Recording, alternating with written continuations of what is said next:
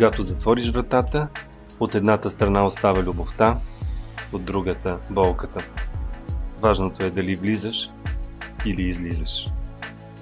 Не аз затворих вратата, затръшна я вятърът. Той нахлу през прозореца в юлската жега. Разбърка пердетата, разпръсна по пода листата с любовните стихове. Захвърли в очите ми песачинка, за да си мисля, че плача заради нея. Този вятър предизвика хаос и в стаята, и в душата ми. Но ми хареса как гали бузите, как докосва сухите устни и как ми говори в здрача. После се завъртя няколко пъти из стаята и си тръгна. Не ме прегърна, не ме целуна, не ми каза обичам те. Случвало ли се е някога през някой прозорец два пъти да влезе един и същи вятър? Той си тръгна, като всеки друг вятър.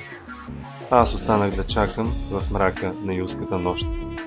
И се надявам, че помни стаята и пердетата, и листата по пода, устните и сълзите ми. При мен беше вятър, наречен любов.